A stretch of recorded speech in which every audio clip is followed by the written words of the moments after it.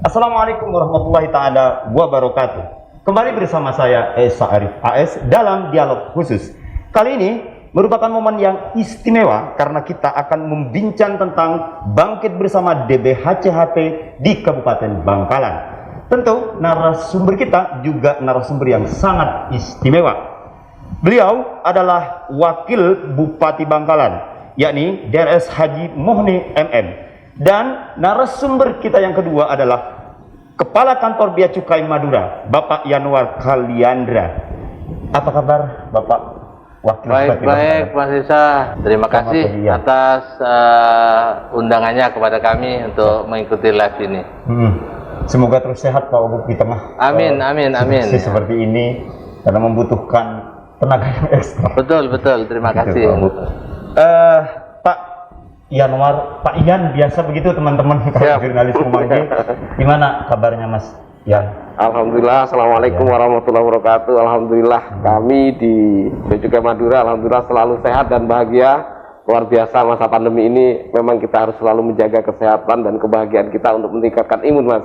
Demikian, Mas. Jadi memang ekstra ya untuk menjaga. Betul. Karena tidak mudah di tengah pandemi ini, Pak Wagub. Begini Pak Wagub, tentu kita pemirsa JTV ingin mengetahui sesungguhnya terkait DBHCHT. Tetapi sebelum ke sana tentu kita ingin bertanya ini tentang seberapa besar sih sebenarnya industri tembakau di Kabupaten Bangkalan ini. Terima kasih Mas Syah dan Pak Januar serta para pemirsa. Jadi Kabupaten Bangkalan ini adalah salah satu kabupaten di Madura yang tidak memiliki lahan atau luasan lahan untuk penanaman tembakau maupun ada industri rokok. Kami yang pernah hidup di Sumeneb 15 tahun tahu persis bagaimana tembakau itu harus dikelola, dimanage sampai dengan siap dikirim ke pabrik rokok atau industri rokok. Nah, Kabupaten Bangkalan sendiri sampai saat ini belum memiliki lahan untuk penanaman tembakau itu. Kami juga akan berupaya untuk hal tersebut, walaupun di Bangkalan belum tentu cocok karena memang curah hujan di Kabupaten Bangkalan itu dibanding dengan 3 kabupaten lain di Madura memang paling tinggi, sehingga kandungan air itu sangat besar sekali, sehingga untuk tanaman tembakau itu kurang begitu cocok. Ada daerah-daerah dicoba di Belega maupun dulu di Tanjung Bumi itu mestinya itu bisa, tetapi juga tidak maksimal. Jadi hasilnya tidak sebaik 3 kabupaten yang lain, Mas. Kira-kira seperti itu. Artinya memang berbeda ya dengan kabupaten lain di Madura ini. Betul. Untuk Pak Yanuar, ini terkait nih DBHCHT, kita berbicara tentang DBHCHT untuk Kabupaten Bangkalan. Tentu pemirsa JTV ingin tahu ini sebenarnya seperti apa sih DBHCHT itu? Ya, oke. Makasih, Mas. Jadi dana bagi hasil cukai hasil tembakau, para pemirsa mungkin belum tahu DBHCHT itu apa. Itu dana yang diberikan pemerintah pusat melalui APBN kepada pemerintah daerah. Dalam hal ini provinsi. Dana itu bisa digunakan untuk membiayai kegiatan daerah, khususnya dalam rangka desentralisasi kepada daerah yang menghasilkan tembakau dan penghasil cukai. Dan beruntung Bangkalan ini ada di Jawa Timur. Jawa Timur luar biasa. Padahal tidak menghasilkan tembakau. Betul.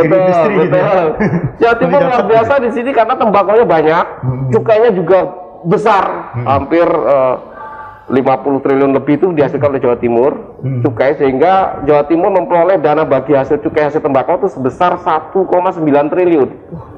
Nah, Provinsi Jawa Timur itu membagi kepada daerah-daerah, kabupaten-kabupaten di Jawa Timur. Jadi walaupun Bangkalan tidak ada industri hasil tembakau, tidak ada industri rokok, karena Jawa Timur besar, makanya mendapat alokasi dari provinsi lumayan besar. Tahun ini lumayan, alhamdulillah sekitar 15 M dialokasikan kepada Bangkalan. Kabupaten Bangkalan. Ya, ketiga. Tapi ini menarik ini Pak Yanuar, Kabupaten Bangkalan yang tidak ada industri tembakau tapi mendapatkan juga DBHCHT. Bukan tanpa alasan gitu. Nanti ini menarik kita bahasnya. Tetapi kita kembali ke Pak Wagub dulu. Pak Wagub, lalu bagaimana sekarang concern Pemkab Bangkalan dalam hal industri atau tembakau ini di Kabupaten Bangkalan ke depan, Pak? Terima kasih. Jadi untuk kalau penanaman tadi sudah disampaikan, kita memang belum sampai ke sana. Industri juga belum, walaupun pernah ada di Tanah Merah itu, tapi tidak berjalan karena barangkali karena pasokan daripada bahan baku atau dalam hal ini tembakau itu tidak bisa memenuhi, maka mereka sendiri tutup dan pindah ke daerah lain. Jadi di Bangkalan ini memang kami terima kasih tadi sampaikan Pak Januar, karena mungkin karena asas keadilan, maka di Jawa Timur itu tetap kita dapat alokasi yang 15M, 12 juta 670.000 itu karena kita sendiri kalau dikembalikan ke asas keadilan juga banyak perokok juga di Bangkalan ini. Kira-kira seperti itu gambarannya. Sama seperti dengan pajak kendaraan bermotor itu. Kira seperti itu. Pak Januar, Ya. kita tahu bahwa dana yang diterima oleh Provinsi Jawa Timur jumlahnya sangat besar, 1,9 triliun gitu. Sebenarnya sebesar apa sih di Madura itu hingga pendapatannya juga besar untuk 4 kabupaten di Madura ini? Bagaimana prosesnya ini, Pak Yan? Jadi seperti yang saya sampaikan tadi bahwa untuk mendapatkan DBHCHT Provinsi Jawa Timur yang dinilai adalah berapa besar produksi tembakaunya, industri tembakaunya. Yang kedua, berapa besar sumbangan cukai. Karena DBHCHT ini nilainya 2% dari nilai cukai. Sehingga itu semua membuat Jawa Timur mendapat nilai yang besar. Satu lagi adalah alokasi kinerja. Dan alhamdulillah Bea Cukai mendapatkan kewenangan untuk menilai kinerja pemerintah daerah.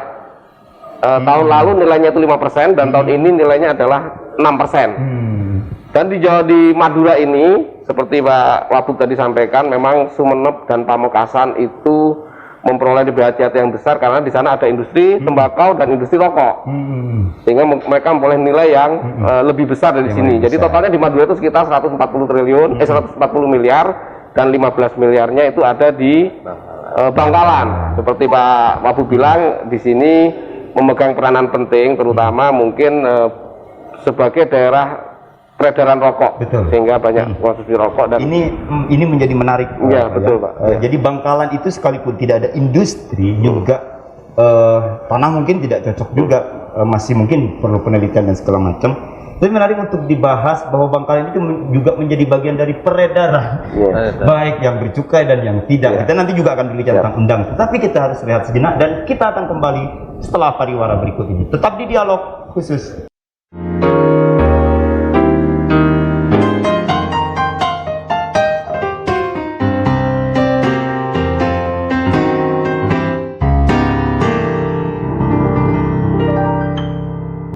Kembali bersama kami dalam Dialog Khusus. Pak Yan, kita tahu bahwa Kabupaten Bangkalan memang tidak punya industri, tetapi barangkali peredaran baik rokok ilegal dan legal juga tentu terjadi di Kabupaten Bangkalan. Nah, bagaimana sesungguhnya sosialisasi dari undang-undang cukai di Kabupaten Bangkalan ini? Ini seperti apa? Oke, makasih Mas. Alhamdulillah kami sinergi dengan pemerintah Kabupaten Bangkalan itu luar biasa. Sehingga dana yang dialokasikan untuk DBHCHT salah satunya itu untuk sosialisasi penegakan hukum. Itu ada beberapa, salah satunya adalah sosialisasi, ada operasi pasar dan informasi, pengumpulan informasi. Dan untuk sosialisasi ini di Bangkalan kita masih melakukan, baik itu yang melalui tatap muka ataupun yang satu arah. Tatap muka itu bisa langsung kepada desa-desa, kepada LSM, kepada pondok pesantren pun kita turun, sampai ke Civitas Akademi. Semua kita sampaikan bekerja sama dengan Pemkab Bangkalan, juga melalui televisi, radio, dan yang satu arah pun juga dilakukan oleh pemerintah Kabupaten Bangkalan, baik melalui koran, baliho maupun spanduk. Ini untuk menyampaikan kepada masyarakat bahwa ada cukai yang harus dibayar terhadap rokok-rokok itu. Dan kita juga menyampaikan bagaimana sih rokok yang legal, bagaimana yang ilegal. Itu disampaikan ke seluruh lapisan masyarakat, sehingga masyarakat tahu membedakan mana rokok yang legal dan mana rokok ilegal. Selain itu kami juga menyampaikan manfaat daripada rokok legal ini. Seperti kita ketahui, akhirnya uangnya akan kembali kepada masyarakat dalam bentuk dana bagi hasil cukai. Bagaimana bisa dialokasikan untuk kesehatan. Mudah-mudahan ini pandemi ini bisa terbantu oleh kemudian juga untuk penegakan hukum. Jadi sosialisasi itu kepada masyarakat, juga kepada penjual, para toko-toko. Kita ketika melakukan operasi pasar, kita juga menyampaikan, dan alhamdulillah Pemkab Bangkalan bisa menjadi garda terdepan dalam sosialisasi, karena Pemkab sudah tahu mana yang ilegal, mana yang legal, sehingga menyampaikan kepada para pengusaha rokok dengan bahasa daerah, sesama teman-teman Bangkalan, itu lebih mengena kepada para penjual. Perlu disampaikan juga bahwa ini tidak boleh diulangi lagi. Ketika mereka kedapatan menjual rokok yang ilegal, disampaikan bahwa ini jangan sampai terjadi lagi, karena ada sanksi pidana di sana. Ini luar biasa mengena kepada masyarakat, dan insya Allah kita akan mencari outcome. Outcome-nya ini akan sangat terasa, karena masif ke seluruh desa, ke seluruh pasar, dan tidak hanya bea cukai yang melakukan. Dan penegakan hukum pun Pemkab juga menangkut APH lain, TNI dan Polri, sehingga kebersamaan kami di Bangkalan ini sungguh luar biasa. Saya menyampaikan ucapan terima kasih Pak Wabud, atas nama Kementerian Keuangan, atas nama Bea Cukai Madura, atas sinergi yang luar biasa ini. Mudah-mudahan ini bisa mengurangi peredaran rokok ilegal, dan bisa membuat masyarakat sadar bahwa legal itu mudah, legal itu bermanfaat. Demikian Mas. Dan apabila kepatuhan masyarakat tinggi, income juga ke kabupaten juga tinggi. Betul. Pak Wabub, bagaimana melihat upaya untuk sosialisasi undang-undang ini di Kabupaten Bangkalan tentang cukai, Pak Wabub? Jadi kalau melihat dari dana yang 15M 712.670.000 itu, kita jujur aja 75% kita alokasikan untuk bidang kesehatan. Ya. Baru yang 25% itu kita untuk antara lain sosialisasi, tadi sampaikan oleh Pak Endar, kita juga bersama-sama sosialisasi kepada masyarakat, kepada agen-agen rokok, agar mereka itu tidak menerima pasokan ya rokok itu yang ilegal. Karena kami yakin ilegal ini muncul juga dari orang-orang tertentu, dari produsen rokok yang juga diselundupkan atau dilewatkan kepada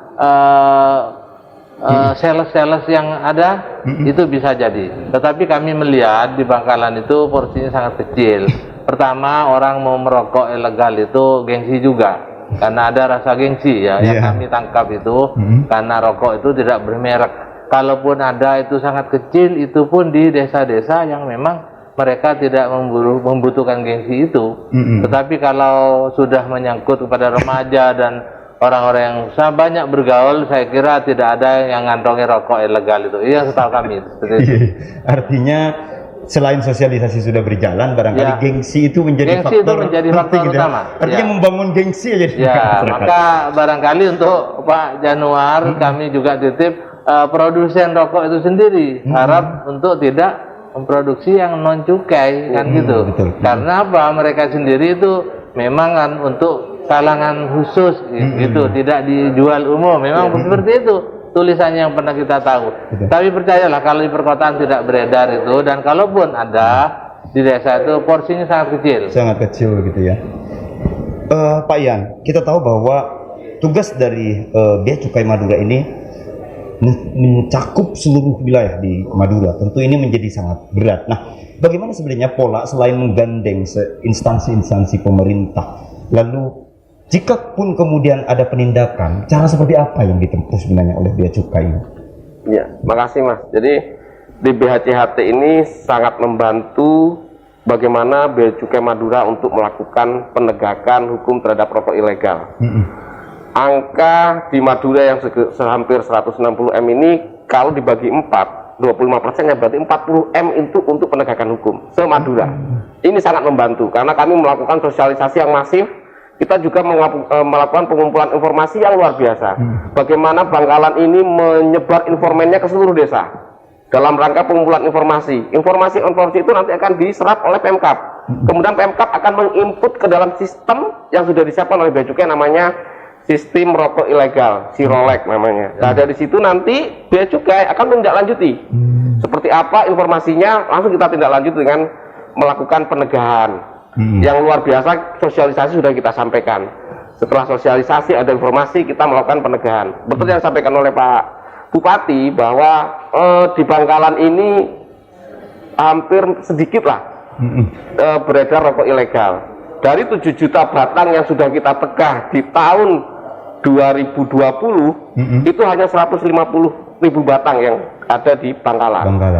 Namun di 2021 kita kerjasama yang baik, masa pandemi ini juga peredaran rokok mulai berubah caranya. Bagaimana orang tidak membeli langsung, sekarang orang membeli online. Betul. Dan bagaimana kita sudah menjaga sama-sama Suramadu sebagai salah satu pintu keluar rokok-rokok ilegal yang berasal dari Madura. Itu kita lakukan sama-sama, sehingga di tahun ini alhamdulillah kita berhasil menegah rokok di jasa ekspedisi. Jasa ekspedisi itu kebetulan ada di Bangkalan.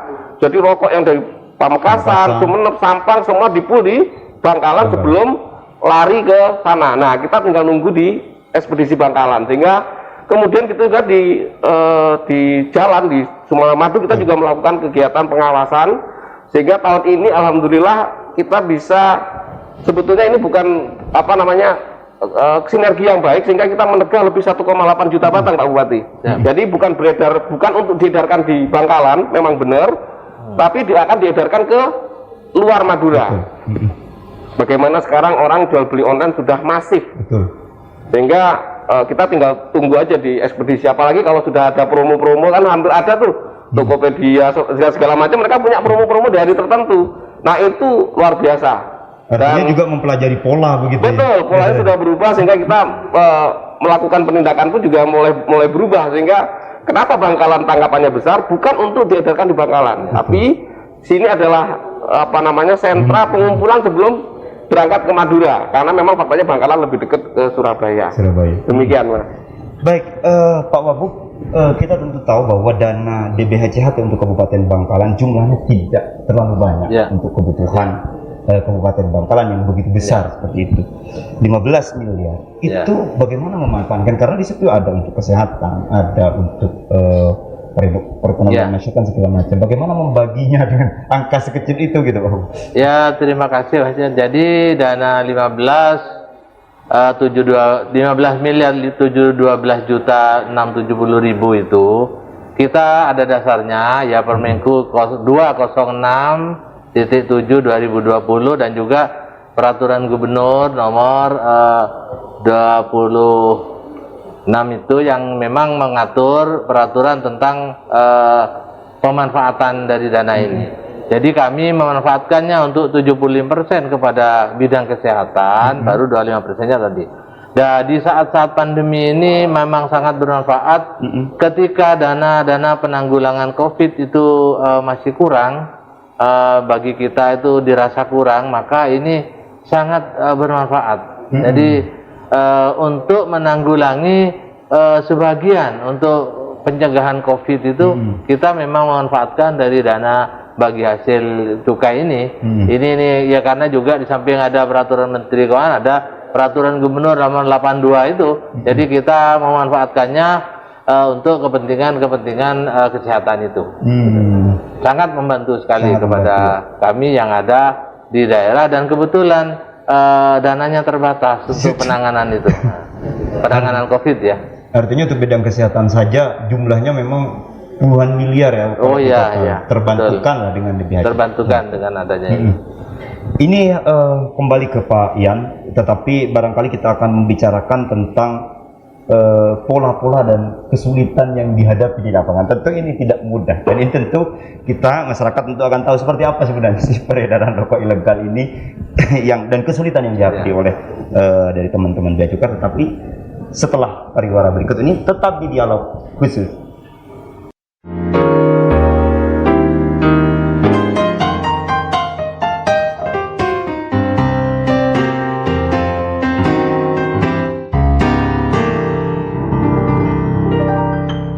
Kembali bersama kami dalam dialog khusus. Pak Yanuar, kita tahu bahwa mungkin banyak sekali kesulitan yang dihadapi oleh Bea Cukai Madura dalam penegakan ini. Dan tentu ada pola-pola baru yang seperti dijelaskan tadi. Ini seperti apa sebenarnya menghadapi pola-pola baru itu? Itu seperti itu, Pak Yan. Oke, terima kasih. Madura ini punya ciri khas secara umum adalah punya kualitas tembakau yang luar biasa. Kemudian tembakau yang luar biasa ini bagaimana masyarakat itu biasa melinting rokok sendiri, sehingga sudah terbiasa tidak beli rokok, dan didukung dengan daya beli masyarakat yang apalagi masa pandemi ini agak berkurang gitu, sehingga konsumsi rokok-rokok yang kualitas bagus itu sudah mulai ditinggalkan. Orang lebih memilih rokok yang murah. Tapi sebagian besar masyarakat sudah mulai sadar dengan sosialisasi yang kita lakukan, dengan pendekatan kepada masyarakat, baik itu ke santri-santri, ulama itu sangat berperan penting gitu dalam membantu kami mensosialisasikan rokok yang legal. Ini sangat membantu bagaimana akhirnya pola-pola terus kami pelajari terhadap rokok-rokok ilegal. Kita tahu bahwa filosofi cukai itu sendiri adalah sebenarnya pengendalian konsumsi. Betul. Sehingga bea cukai yang punya tanggung jawab agar rokok ini tidak mempunyai dampak negatif, agar dampak negatifnya tidak semakin besar, rokok ilegal itu tidak terdaftar.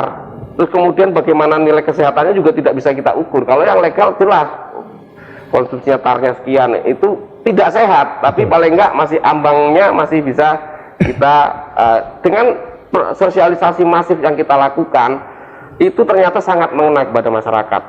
Bagaimana masyarakat itu sadar untuk menghindari rokok ilegal, apalagi terkait gengsi tadi, itu benar sekali yang disampaikan oleh Pak Wakil Bupati. Secara keseluruhan masyarakat Madura ini punya gengsi yang luar biasa. Mereka sudah menghindari rokok bukan karena apa-apa ya, karena itu tidak malu menunjukkan rokok, mengeluarkan rokok yang ilegal. Yang ketiga, kami juga berkoordinasi dengan Pemda ini terkait pengumpulan informasi, sehingga informan-informan itu disebar oleh Pemkab ke seluruh pelosok desa. Jadi hampir semua desa itu ada informannya terkait rokok ilegal. Rokok ilegal itu mulai dari produksi, kemudian distribusi sama peredaran kita petakan dengan bantuan para informan yang sudah disebar di seluruh pelosok desa, sehingga semakin menyempitkan ruang gerak para pelaku rokok ilegal. Kemudian dilanjutkan dengan operasi bersama. Operasi bersama dengan dana yang sedemikian besar, ini hampir menyentuh semua toko yang ada di Madura, sampai di pelosok-pelosok. Semua kita samperin. Kalau ada kita ambil, kemudian Pemkab yang memberikan sosialisasi, Bapak Ibu, ini rokok ilegal, ada sanksi hukum. Jadi Bapak Ibu tidak boleh membeli rokok. Ini luar biasa. Karena langsung kepada penjual-penjual yang ada di toko-toko, memberikan edukasi. Nah, kemudian setelah 4 itu ini sudah luar biasa menekan peredaran rokok ilegal karena masif dan sampai ke desa-desa. Kemudian ternyata dengan pola baru yang saat ini di masa pandemi, bagaimana jualan online itu sangat diminati oleh masyarakat. Dan ini ternyata berlaku juga untuk rokok. Sehingga pola-pola ini kita pelajari, terus kita cek kepada jasa-jasa titipan, ekspedisi-ekspedisi yang ada di Madura, terutama di Bangkalan, ternyata benar. Banyak sekali kita dapat tangkapan rokok ilegal yang dikirim dari Madura kepada pembeli-pembeli. Jumlahnya nggak banyak, sedikit-sedikit, tapi pembelinya banyak sekali, sampai ratusan penerima, sehingga akhirnya jumlahnya juga besar. Demikian, Mas. Artinya polanya baru dan segala macam.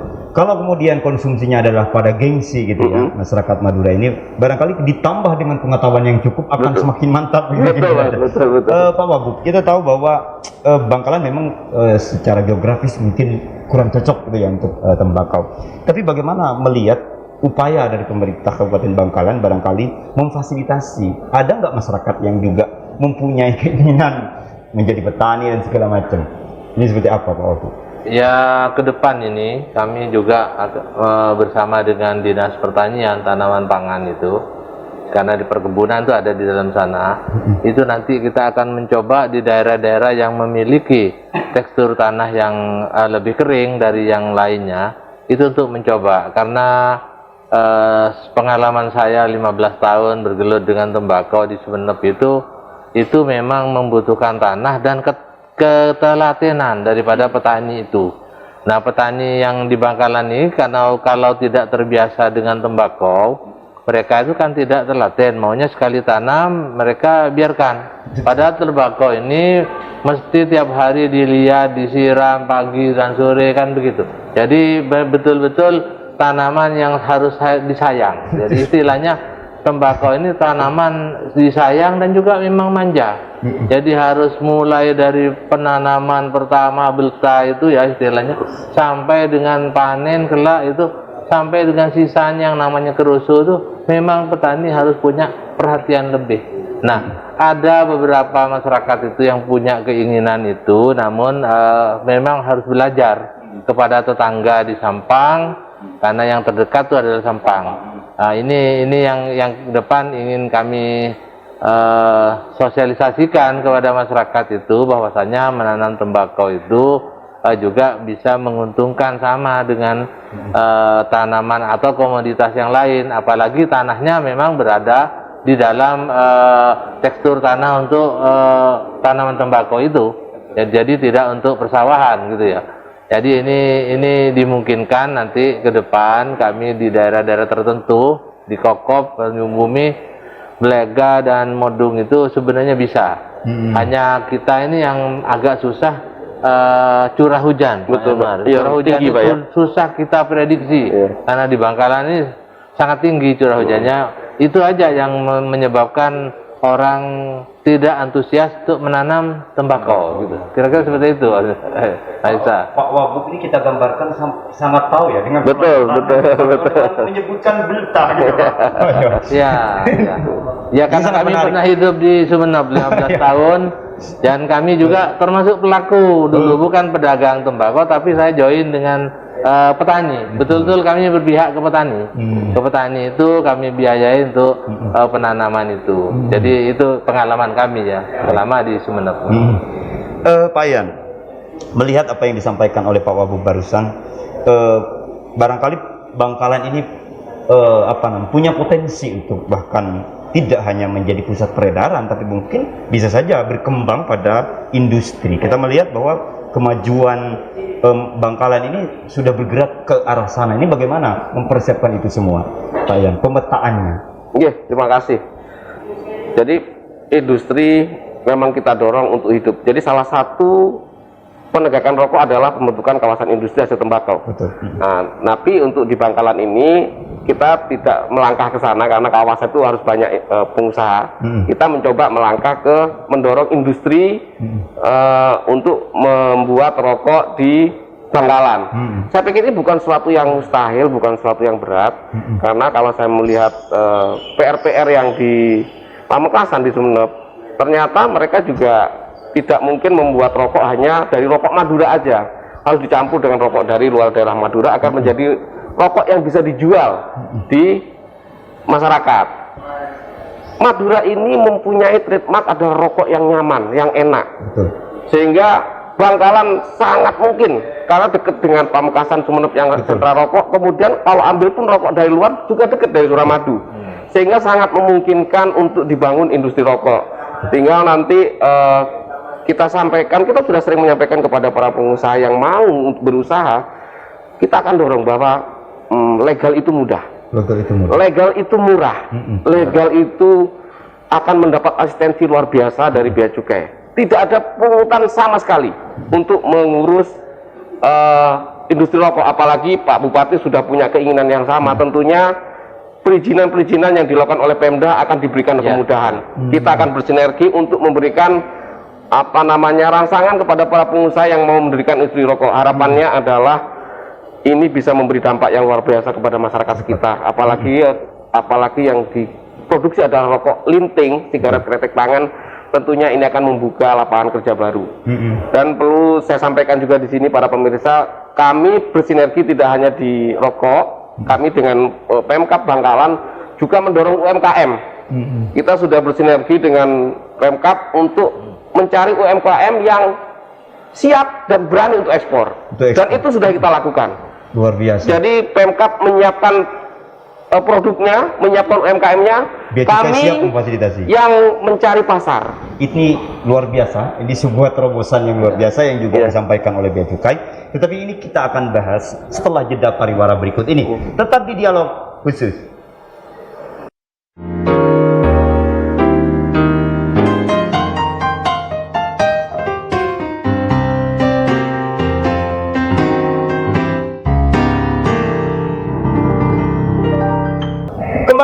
kami dalam dialog khusus. Pak Yan, menyambung perbincangannya tadi tentang peluang UMKM untuk kemudian tidak hanya membuka pasar dalam negeri, bahkan pasar ekspor. Ini seperti apa sebenarnya? Ini menjadi sangat menarik. Jadi, ya terima kasih Mas. Jadi pemerintah Republik Indonesia, khususnya Kementerian Keuangan, mendorong semua instansi untuk bangkit membantu UMKM. Dalam rangka pemulihan ekonomi nasional, UMKM adalah suatu guru yang harus kita support. Potensinya luar biasa. Nah, Kementerian Keuangan dalam hal ini Bu Sri Mulyani meminta seluruh satker, walaupun itu bea cukai yang tidak ada hubungannya dengan UMKM, untuk mencoba mencari jalan agar UMKM ini bisa bangkit. Dan alhamdulillah kita koordinasi dengan Pemda bagus, kita mengadakan kayak FGD, mencari potensi, dan potensi itu ada. Selanjutnya Bea Cukai Madura punya namanya atase keuangan di luar negeri. Jadi Bea Cukai bekerja sama dengan atase keuangan, atase perdagangan itu yang paling dekat kami ke Singapura, ke Malaysia, dan ke Hong Kong untuk mencoba dicarikan pasar terhadap produk-produk UKM di Madura. Demikian juga yang ada di Bangkalan, dan itu sudah kita lakukan. Nah, setelah mereka atase keuangan, atase perdagangan itu mendapat pembeli di sana, akhirnya kita pertemukan antara pembeli di luar negeri dengan penjual di sini. Itu yang bisa kita sebut dengan B2B matching, antara bisnis to bisnis, antara penjual dan beli. Dan alhamdulillah kita sudah melaksanakan B2B matching itu dengan Malaysia, dengan Singapura, dan dengan Hong Kong. Dan ada produk-produk yang sudah diminati. Selanjutnya kami serahkan antara penjual dan pembeli untuk melanjutkan proses negosiasi selanjutnya. Tapi ini sudah terjadi dan ada peminatan terhadap penjual-penjual di negeri terhadap UMKM, produk UMKM Madura. Mudah-mudahan hasilnya ini ada realisasi ekspor. Demikian, Mas. Artinya Bea Cukai di sini tugasnya adalah mendampingi agar B2B itu berjalan, bisnis to bisnis itu berjalan. Betul, Mas. Sama Bu, ini menjadi menarik. Nah, bagaimana kemudian UMKM di Kabupaten Bangkalan ini juga siap untuk terjun di segmen ini seperti apa Pak? Kami sampaikan Mas Esa dan Pak Januar bahwasanya pemerintah Kabupaten Bangkalan ini sangat welcome dalam hal ini pembinaan kepada UMKM yang ada. Tetapi jujur kami akui yang bergerak di industri rokok memang belum ada. Oleh karena itu kami pemerintah kabupaten itu akan mempermudah manakala ada investor yang akan mendirikan pabrik rokok, kita akan permudah perizinan dan segala macam bentuk apapun yang dibutuhkan, tentunya berkaitan dengan berdirinya satu pabrik itu atau tadi istilahnya Pak Jurnal SKT itu kami akan permudah. Dan juga kami undang terutama putra-putra Madura, putra-putra Bangkalan yang ada yang sudah sukses di daerah lain, untuk mari datang ke Bangkalan, kita kelola. Karena informasi tadi dari Pak Yanuar, kalau bahan baku itu sebenarnya cukup di Madura ini sangat cukup untuk industri rokok. Hanya saja keberanian daripada pengusaha untuk membuka industri ini mungkin belum melalui pengkajian yang baik, sehingga mereka menganggap ini tidak layak dan lain sebagainya. Tetapi kami menganggap kalau industri rokok ini adalah padat pekerja nanti. Ya, nanti bisa menyerap tenaga kerja yang banyak. Ini yang kami maksudkan, kami mendukung. Karena nanti banyak tenaga kerja yang bisa direkrut ke dalam usaha ini, apalagi sistemnya SKT tadi. Ya, betul, Pak. Itu membutuhkan banyak sekali tenaga manusia, gitu. Karena pakai tangan, gitu ya. Ini menjadi gagasan yang luar biasa gitu Pak Wabub. Jika kemudian industri itu juga hadir di Kabupaten Bangkalan. Betul. Kami tunggu investor maupun putra daerah yang sudah sukses, mari kelola atau mendirikan pabrik rokok khususnya atau industri rokok di daerah Bangkalan. Kami kalau bahan baku bisa nanti ke Sampang, Pamekasan, Sumeneb. Justru malah membantu petani di tiga kabupaten lain untuk kemudian bisa juga merangsang petani yang ada di Bangkalan. Artinya mempunyai efek domino yang luar biasa itu, Wabub. Pak Yanuar, melihat harapan Pak Wabub yang tadi ini, bagaimana Pak Yanuar untuk kemudian menggaransi bahwa jika ada pengusaha baru di Kabupaten Bali yang ingin terjun di bisnis di industri rokok ini seperti apa Bea Cukai untuk memfasilitasi hal itu? Oke, terima kasih. Perlu kami sampaikan bahwa Bea Cukai sudah meraih wilayah bebas korupsi di tahun 2019 dan tahun ini Bea Cukai Madura diberi amanah untuk meraih wilayah birokrasi bersih melayani. Insya Allah ini tidak bukan suatu hal yang mudah kami lakukan, tapi kami akan terus berusaha. Kami harus meningkatkan standar pelayanan yang luar biasa. Kami harus meningkatkan integritas yang luar biasa, sehingga jaminan itu pasti kami berikan bahwa tidak ada sepeser pun uang yang keluar dalam pengurusan industri rokok, dan kami akan memberikan asistensi 24 jam. Kami punya admin yang bisa dihubungi dan teman-teman bisa diskusi langsung. Dan alhamdulillah pandemi ini membawa berkah teman-teman. Walaupun Bangkalan dan Pamekasan jauh, tidak perlu datang ke sana. Kita semua bisa dilakukan secara online. Jadi teman-teman diskusi bisa melalui WA. Kemudian kalaupun nanti perizinan sudah ada, masukkan dokumen juga sudah melalui online. Tidak perlu ke sana, tidak perlu menghabiskan waktu. Nah, nanti kami yang akan hadir mengunjungi bapak-bapak yang akan mendirikan pabrik rokok. Insya Allah ini akan sangat memudahkan, apalagi dukungan dari Pak Wabub, Pemda Bangkalan ini luar biasa. Teman-teman yang mau investasi, jadi jangan ragu, ayo cepat realisasikan ini. Demikian, Mas. Artinya mungkin pemirsa perlu tahu bahwa memang kantor Bea Cukai Madura berada di Kabupaten Pamekasan ya. Ya, Pak. Artinya para pelaku usaha industri yang ingin menanamkan modal di Bangkalan tidak perlu ke Pamekasan juga untuk ngurus administrasi dan segala macamnya. Nah, ini akan menumbuhkan optimisme, Pak Wabub.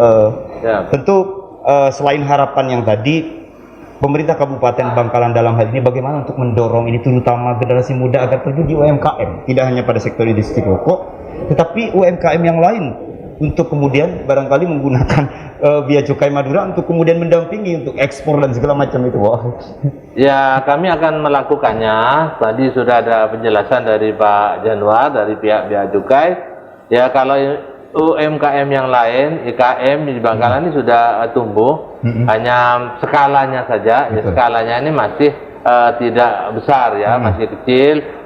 Hanya 1-2 yang sudah melakukan ekspor ya ke Singapura. Ada itu industri dari makanan ya, makanan yang di bawah binaan baik dari koperasi maupun ke dinas perindustrian yang ada di Kabupaten Bangkalan. Tetapi kami terima kasih tadi Pak Yunus menyampaikan, nanti siapa tahu di antara UMKM yang ada itu juga perlu Bapak angkat kasarannya untuk membina, nanti bisa juga kami libatkan dari Bea Cukai Madura.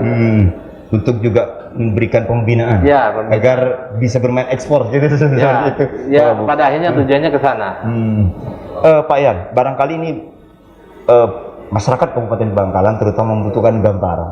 Di Kabupaten Pamekasan itu begitu banyaknya industri, para pelaku industri tembakau, bahkan yang ilegal jumlahnya sangat banyak, sehingga kemudian harus dibuat KIHT di Kabupaten Bangkalan. Nah, bagaimana melihat Bangkalan ini? Potensinya ada enggak untuk kemudian justru malah untuk industri lebih enak di Bangkalan karena apa? Persoalan transportasi, persoalan dan segala macam ini seperti apa melihat ini Pak Yan? Jadi kawasan industri hasil tembakau adalah suatu kawasan yang memberikan banyak fasilitas kepada para pengusaha yang akan berusaha membuat rokok, terutama pengusaha-pengusaha kecil, UMKM. Nah, tinggal nanti keseriusan Bapak Ibu sekalian. Dan kalau nanti serius Bapak Ibu banyak yang mau masuk menjadi pengusaha rokok di Bangkalan, tentunya Pemda akan memberikan tempat untuk kemudahan pembuatan industri rokok, teman-teman sekalian. Jadi kawasan industri ini akan banyak sekali kemudahan yang diberikan oleh Bea Cukai, baik itu dari luasan produksi, luasan tempat usaha, terus pembayarannya juga ada penangguhan. Terus kemudian kalau nanti Pemda misalkan memfasilitasi tenaga linting disiapkan oleh Pemda, jadi teman-teman nggak usah menyiapkan tenaga linting lagi, cukup pemerintah daerah yang menyiapkan tenaga linting di kawasan industri tersebut. Jadi teman-teman hanya membutuhkan ya bahan baku tembakau aja, nanti biar disubkonkan kepada Pemda yang melinting. Selanjutnya nanti kalau sudah jadi dapat penangguhan pembayaran pembayaran cukainya. Setelah itu banyak sekali kemudahan. Artinya kemudahan-kemudahan sudah disediakan. Sudah disediakan oleh pemerintah. Untuk pengusaha juga yang ingin mungkin terlibat di industri tembakau di Kabupaten Betul. Bangkalan. Tetapi kita akan melanjutkan diskusi ini setelah pariwara berikut ini. Tetap di dialog khusus.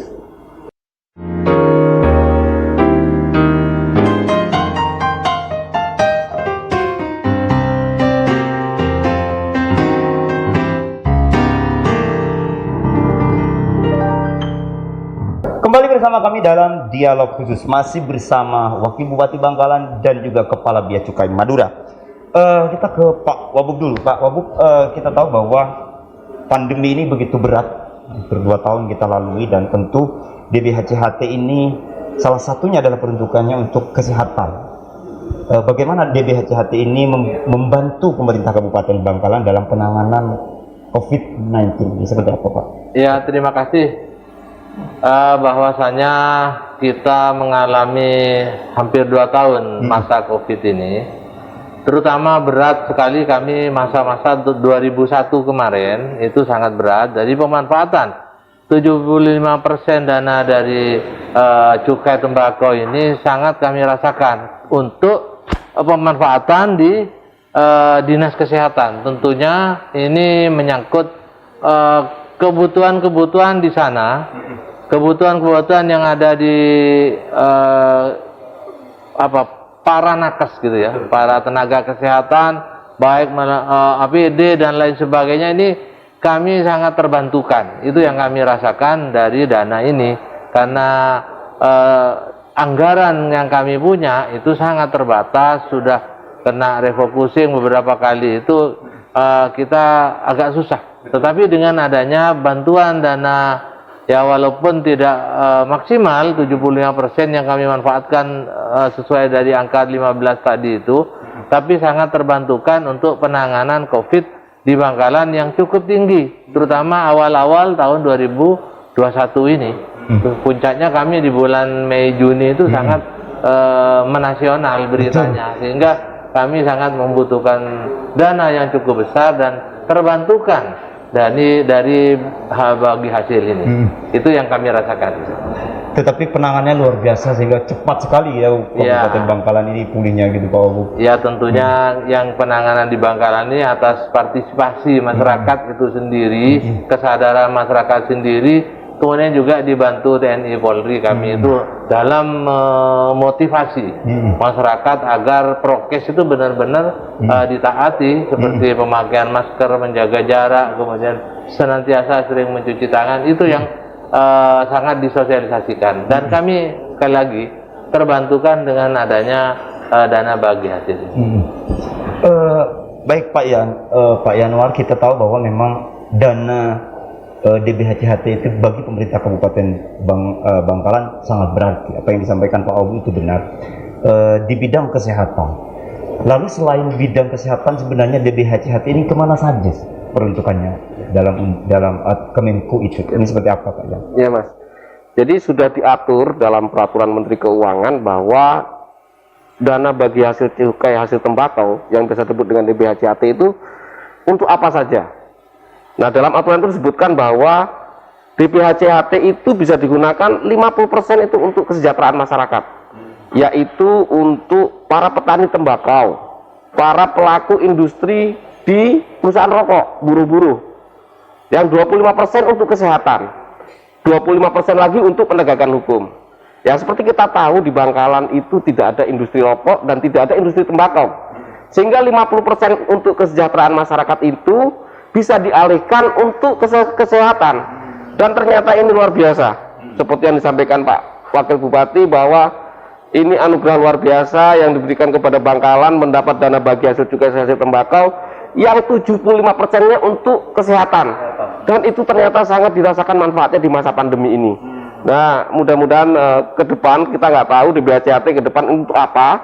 Harapannya adalah ke depan ini Kementerian Keuangan bisa memberikan alokasi yang lebih jelas dan tepat, sehingga pemerintah daerah itu tidak ragu untuk membelanjakan DBHCHT ini, karena ini menjadi salah satu kecepatan penyerapan. Ketika pemerintah daerah itu ragu untuk membelanjakan, ini akan melambat. Sementara pemulihan ekonomi nasional mengharapkan segera dibelanjakan uang ini agar bisa menggerakkan roda perekonomian. Jadi alhamdulillah seperti yang disampaikan Pak Wakil Bupati bahwa Kabupaten Bangkalan sangat merasakan manfaat dari DBHCHT ini. Jadi mudah-mudahan ke depan semakin membawa manfaat kepada seluruh pemerintah daerah, khususnya ke Bangkalan. Demikian. Pak Wabub, jumlah 15 miliar sekian itu tentu tidak cukup gitu ya. Mungkin ke depan kira-kira berapa gitu untuk DBHCHT gitu, melihat industri ini ke depan ini Pak Wabub? Ya, kami menyadari, pertama kami menyadari kami memang bukan penghasil dari industri tembakau maupun rokok itu. Jadi kami menerima saja berapapun yang diberikan oleh Kementerian Keuangan, dalam hal ini Direktorat Jenderal Bea Cukai ya.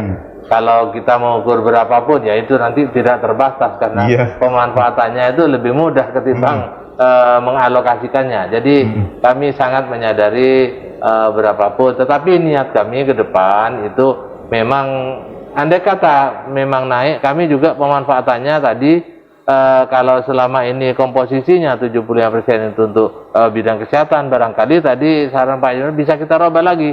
Nanti ada kesejahteraan kepada petani tembakau ketika mereka di tahun depan ini sudah ada yang memulai penanaman itu. Dan bukan tidak mungkin bahwa akan ada petani yang tertarik untuk terjun di ini, dan mungkin pengusaha begitu. Ya, betul. Jadi, walaupun bukan petani tapi industri rokoknya nanti dari pengusaha yang mau investasi di bidang industri rokok ini. Pak Yan, barangkali Pak Wabub, diskusi tentang DBHCHT dan industri tembakau ini di masa pandemi memang sangat menarik ya.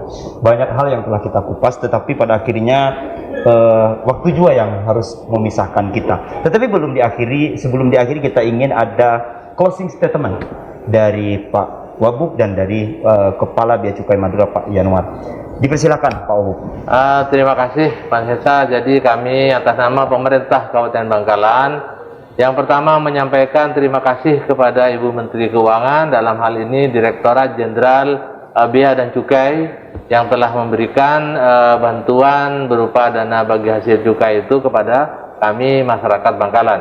Yang kedua juga terima kasih kepada Ibu Gubernur yang juga sudah mengalokasikan untuk semua kabupaten itu baik penghasil maupun tidak, sehingga ada manfaat yang dirasakan daripada tembakau atau industri rokok ini. Itu yang kami sampaikan, dan ke depan kami juga berharap di Bangkalan itu tumbuh yang pertama adalah adanya petani yang berminat untuk menanam tembakau, kemudian yang kedua adanya pengusaha yang berminat untuk membuka usaha di bidang industri rokok. Itu harapan kami. Ada investasi di bidang itu. Investasi di bidang rokok. Monggo Pak Yan. Oke, terima kasih. Ini suatu yang luar biasa, kita bisa berdiskusi dengan Pak Wakil Bupati Bangkalan dan teman-teman GTV untuk menyampaikan kepada masyarakat bahwa mengkonsumsi rokok legal itu ternyata memberikan dampak yang luar biasa. Karena apa? Karena 2%-nya akan kembali kepada seluruh pemerintah, terutama di Jawa Timur. Kita adalah sentra tembakau, kita adalah sentra pabrik rokok, sehingga 1,9 triliun itu memberi manfaat yang luar biasa. Ayo kita sama-sama berantas rokok ilegal agar penerimaan cukai di Jawa Timur semakin besar dan angka yang kembali kepada masyarakat juga akan semakin besar. DBHCHT sudah jelas alokasinya untuk apa, dan kami berterima kasih kepada pemerintah kabupaten yang ada di Madura, khususnya Bangkalan, yang sudah melakukan penyerapan dengan baik, mengalokasikan anggaran untuk kegiatan yang sudah diamanatkan oleh Peraturan Menteri Keuangan. Dan yang terakhir, sinergi kami luar biasa. Bagaimana kami 25% melakukan penegakan hukum, melakukan sosialisasi, melakukan pengumpulan informasi, melakukan penindakan operasi pasar, dilakukan dengan baik, dengan merangkul aparat penegak hukum lain. Harapannya ke depan sinergi ini akan terus berjalan, sehingga pemberantasan rokok ilegal semakin masif, tidak ada tempat lagi buat rokok ilegal di Bangkalan. Yang terakhir, teman-teman yang ingin berinvestasi di Bangkalan, jangan ragu. Saya, Yanuar, Kepala Kantor Bea Cukai Madura bersama Pak Wakil Bupati sudah bertekad untuk memberikan jaminan bahwa investasi akan mudah dilakukan di Kabupaten Bangkalan. Demikian, Mas. Terima kasih. Pada akhirnya kita berada di puncak acara dan kita ucapkan terima kasih untuk Bapak Wakil Bupati Bangkalan dan juga Bapak Kepala Bea Cukai Madura yang sudah bersedia untuk berbagi informasi dan berdiskusi pada kesempatan kali ini. Dan kita akan kembali dalam dialog-dialog selanjutnya tentu dengan tema-tema yang lebih menarik lagi. Kurang lebihnya kami mohon maaf. Wassalamualaikum warahmatullahi taala wabarakatuh. Waalaikumsalam warahmatullahi wabarakatuh. Terima kasih Bapak. Terima kasih Pak. Ya, sama-sama. Alhamdulillah.